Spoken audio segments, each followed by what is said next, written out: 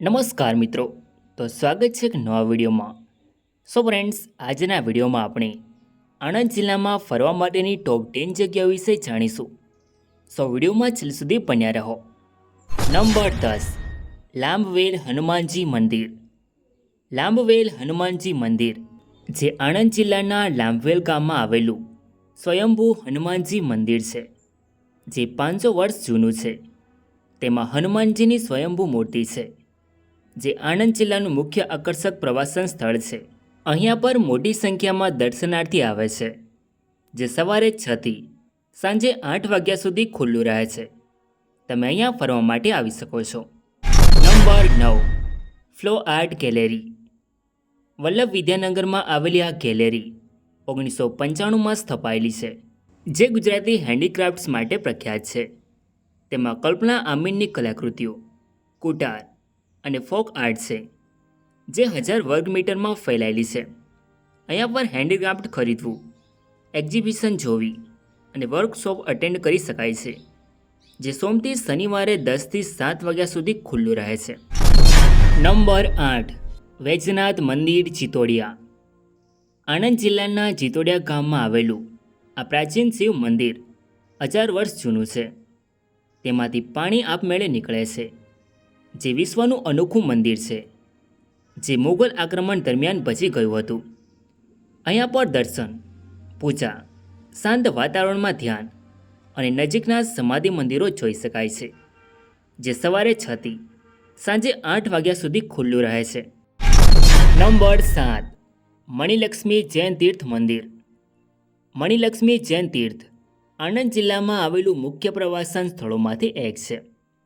માણેજ ગામમાં આવેલું આ મંદિર મુનિ સુવ્રત સ્વામીને સમર્પિત છે, જે સફેદ માર્બલમાંથી બનેલું છે અને 44 એકરમાં ફેલાયેલું છે.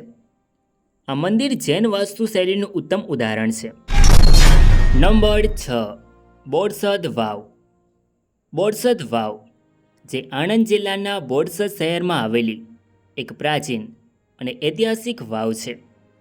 આ વાવ મધ્યયુગીન કાળની છે, જે આશરે 500 વર્ષ જૂની છે. આ વાવ 13 માળની છે, જેની વાસ્તુકળા અદ્ભુત છે. અહીંયા પર વાસ્તુકળા, અભ્યાસ, ફોટોગ્રાફી અને ઇતિહાસ વિશે જાણી શકાય છે. તમે અહીંયા ફરવા માટે જઈ શકો છો. Number 5, the enjoy city.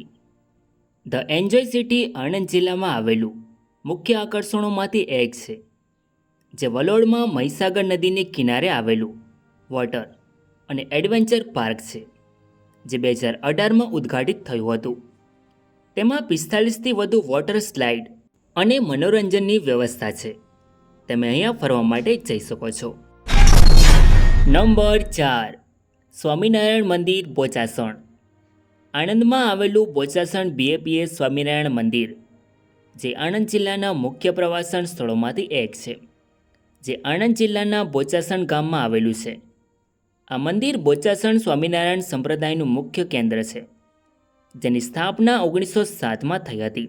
આ મંદિરમાં અદ્ભુત કોતરણી, ચિત્રો અને મૂર્તિઓ છે, જે તેને એક આધ્યાત્મિક અને સાંસ્કૃતિક આકર્ષણ બનાવે છે.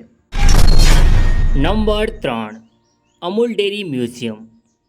અમૂલ ડેરી મ્યુઝિયમ એ ભારતની સૌથી મોટી ડેરી કોઓપરેટિવ અમૂલના કેમ્પસ આણંદમાં આવેલું છે.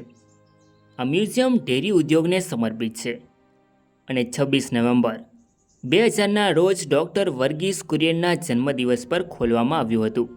અહીંયા અમૂલના ઇતિહાસ, તેની વૃદ્ધિ અને સફેદ ક્રાંતિ વિશેની ફોટો ગેલેરી અને પ્રદર્શનો છે. Number 2, ISKCON temple.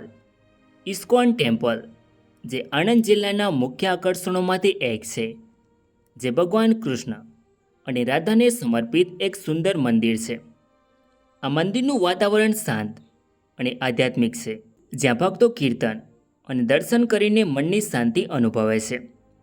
તેની સુંદર મૂર્તિઓ અને પવિત્ર વાતાવરણ આ મંદિરને વિશેષ બનાવે છે.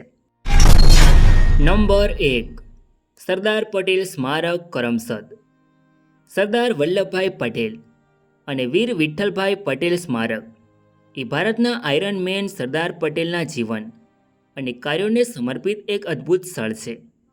આ સ્મારક કરમસદ શહેરમાં આવેલું છે, જે સરદાર પટેલનું જન્મસ્થળ તરીકે જાણીતું છે, જેમાં ફોટો ગેલેરી, મ્યુઝિયમ, લાઇબ્રેરી અને સુંદર બગીચો છે. તો મિત્રો, આ હતી આણંદ જિલ્લામાં ફરવા માટેની ટોપ 10 જગ્યાઓ. આઈ હોપ કે તમને આ વિડીયો ગમ્યો હશે. સો વિડીયોને લાઇક કરીને કોમેન્ટમાં તમારી મનપસંદ જગ્યાનું નામ જરૂર લખો.